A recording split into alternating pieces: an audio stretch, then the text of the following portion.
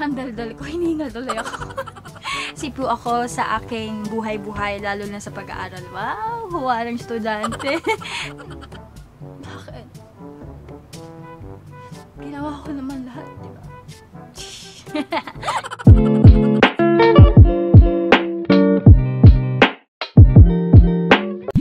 Guys, welcome back to my channel. Yes, energetic. So, ayan, miss galan po ako dahil busy po ako sa aking buhay-buhay, lalo na sa pag-aaral. Wow, huwarang estudyante. So, ayan, busy nga ako, gawa nga na natulong din ako dun sa i-open namin na business. And by the way, guys, kung malapit na kayo sa Santa Rosa, Laguna, or taga Santa Rosa ka, pag nag-open yung business namin, please visit us, Sandwich Restaurant or Burger Restaurant. Located siya dito sa Santa Rosa, Laguna. Tito Chef's Gourmet House. At pinopost ko po yan sa Facebook ko. And then you can search on Facebook also para ma-like and makita kung saan yung exact address. So, lagi po ako mag-duty doon at makikita-kita po tayo. If subscriber kita, kung makakain ka doon someday, wag na wag po kayong mahihiya na i-approach ako.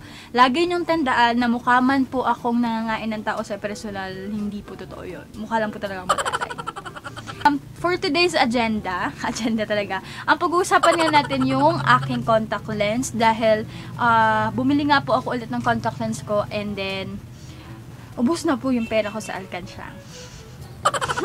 So, ayan, dahil nga gusto ko, dapat last year ko pa to gagawa ng review pero ngayon ulit ako nagkaroon ng pagkakataon. So, ayan, before anything else, don't forget muna to like and subscribe to my channel kung hindi ka pa nakaka-subscribe sa mukhang to. At kung ayaw mo na akong makita, huwag ka nang mag-subscribe sa akin. Pero hindi po kita pipilitin mag-subscribe sa channel ko. Pero please lang naman. Joke. Magsimula na nga tayo. So, magbibigay muna ako ng konting background. Since November, nag-switch ako sa contact lens, from eyeglasses to contact lens. Kasi medyo hassle po. May 2017, if I'm not mistaken, nag-glasses ako kasi nga lumabo yung mata ko and then naihilo ako tapos sumasakit yung ulo ko. Yun yung cost. And then, as in cost pala, hindi cost. Kasi iba yun. So, ayun yung naging cost ng paghihilo ko. Yun, dahil malabo yung mata ko and then nagpa-check up ako 1.75 sa EO ako bumili nung promo nila na 795 pesos with frame and ang grado ng mata ko is 1.75 and then after noon nahihirapan ako lalo na pag umuulan, hassle talaga dahil nagmo-moist, nababasa and then also kapag gigising ako hindi ko na alam kung saan ko siya na-misplace kasi nga lagi ko rin siya hinubad kasi minsan hassle siya na may nakapatong sa mukha o sa ilong mo, sa mga mata mo habang may ginagawa ka. So ayun yung hassle doon. And then, minsan nakakalimutan ko at sira-sira na siya guys. Hahanapin ko. Ito yung itsura nung first glasses ko. Wait lang. Ito yung first glasses ko. Yan. Wala na po yung kapares niya, diba? Ganun po ako kagaling gumamit. So, ayan siya yung itsura. Para akong teacher kapag sinuot ko siya. And then, ito pa rin yun. Malinaw pa din siya. Pero nasira na siya. So, ayan yung first glasses ko. At ang init, patawarin niyo po ako kung bubuksan ko yung electric fan. Bumili ako ng contact lens. Actually, gift yun ng lola ko nung November bago ako mag-birthday. And ang first contact lens ko is yung slate gray. Sabihin nyo lang slate gray. Kung gusto nyo makita, yun yung gamit ko sa past videos ko dito sa YouTube. Visit nyo lang yung mga nakaraan kong video and makikita nyo yun na maganda. Marami siyang puring natatanggap. And influence yun ni Georgia Relucio yata. Nakalimutan ko yung vlogger din. And then maganda naman siya pero pang pack na pack talaga. Hindi ka magmumukhang simple kapag may suot ka talagang contact lens. Wala siya last month maybe kasi nilagay ko siya sa bag ko.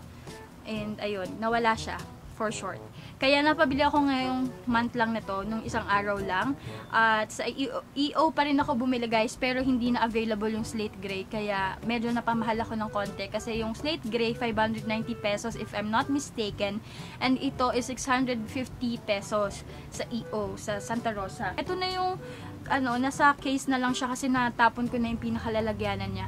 So ito, Gray Mist ang pinakapangalan ng product, Gray Mist.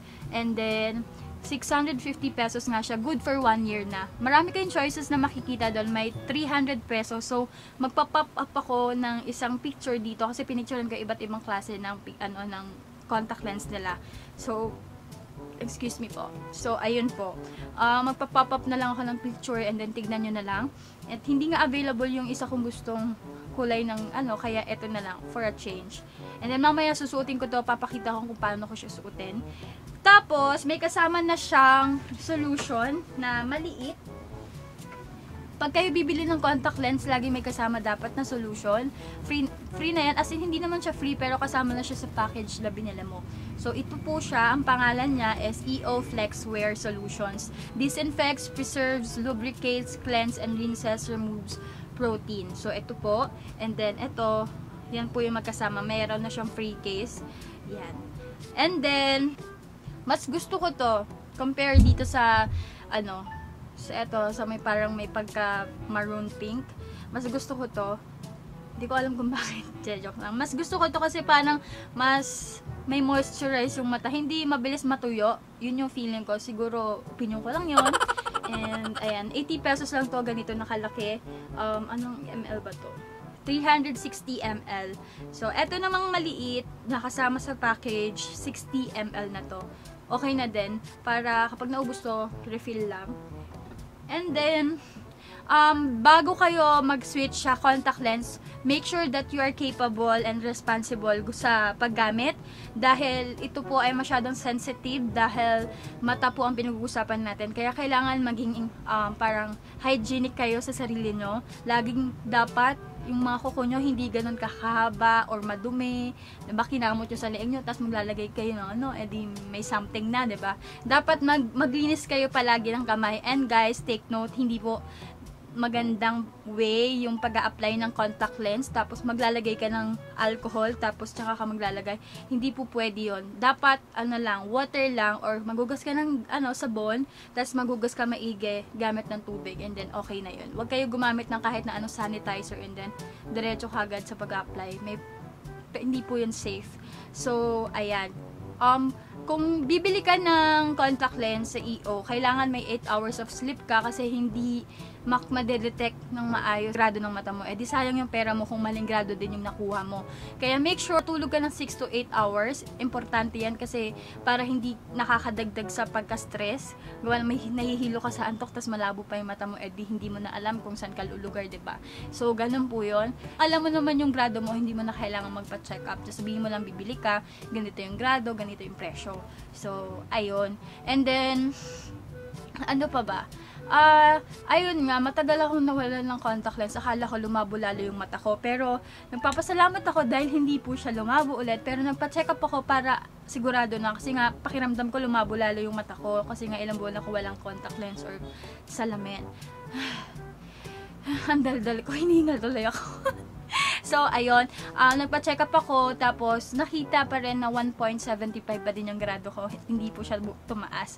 Okay lang kahit hindi mababa, basta hindi siya lumala. So, yes, basta iwasan nyo guys yung magsa-cellphone kayo sa madilim, tapos na-force yung mata nyo para makita, mabasa kung ano man yung tinitignan nyo o pinapanood nyo. Kailangan, meron pa rin konting light or bawasan nyo yung brightness ng cellphone nyo.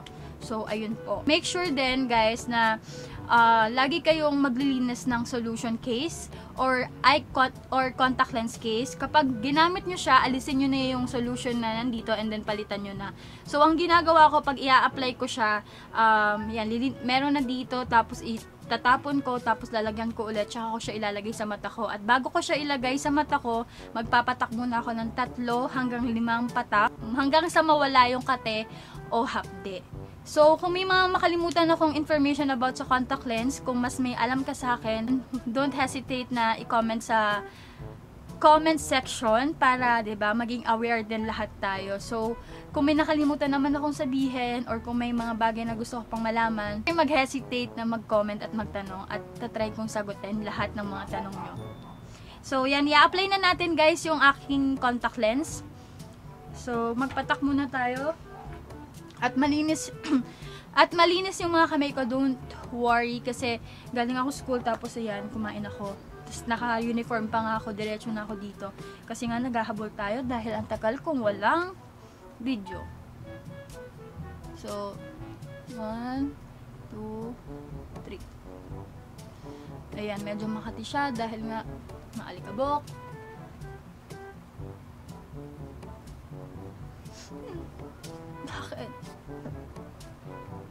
Ginawa ko naman lahat, diba? So, ayan po. Ang kate, gawa nga ng malikabok sa labas. And then, bagong solution na to, guys. Guys, may tendency bumaliktad yung contact lens nyo kung hindi kayo komportable. So, ilalagay ko na muna. Ganito po mag-apply. At sobrang dali lang po yan. Ayan. Open nyo lang yung eyes nyo ng ganyan. Sa akin, effortless dahil malaki na po talaga ang mga mata ko. So,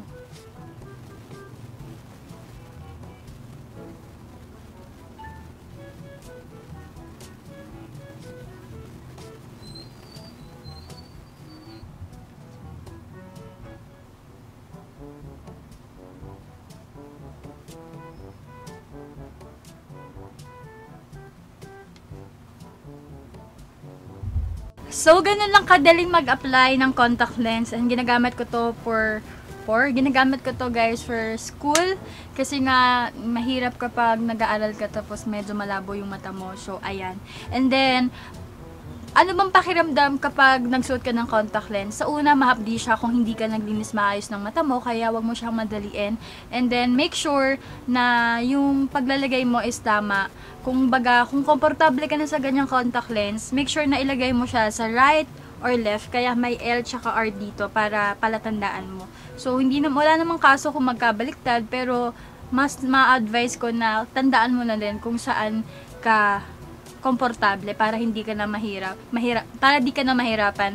So, kapag alam mong pag pumipikit ka parang hindi ka komportable o may humaharang sa talukap mo or pilik mata, hindi siya nakalagay ng ayos. It's either madumi or baliktad. I don't know kung may baliktad bang tinatawag sa contact lens, pero lahat ng sinasabi ko, guys, disclaimer muna, lahat ng sinasabi ko is based on my experience. Hindi po ako perfecto at hindi po ako nag-aral about it. So, ayan, lahat yan na-experience ko na. And then, kapag baliktarin nyo lang ulit yung contact lens nyo and then i-apply nyo. Kasi ang pakiramdam po ng tamang lagay ng contact lens is normal. Kumbaga, yung pakiramdam mo kapag walang contact lens, ganun lang yung pakiramdam mo kapag meron. So, pag pumipikit ka, wala. Pag pumikit ka ng matagal, tapos may sumasama na parang natatanggal sa align yung contact lens mo, ibig sabihin mali po yung lagay nyo. Pero kapag pumikit ka ng ganyan at hindi siya gumagalaw, ibig sabihin naka-align po siya ng tama sa mga mata mo. So may tamang alignment din po sa mata natin, kaya or sa paglalagay po ng contact lens. So, ayun, kung may mga nakalimutan pa ako, just comment down below. Thank you for watching this video. Sana nakatulong ako sa iyo at kung sa pagdedesisyon mo. So, be safe lang guys sa paggamit. Be careful. Yun. And thank you for watching this video. I hope you like it. And don't forget to like and subscribe to my channel para sa mga susunod pang videos from me. Thank you for watching. God bless you. Wanna get away from what I hate most. Love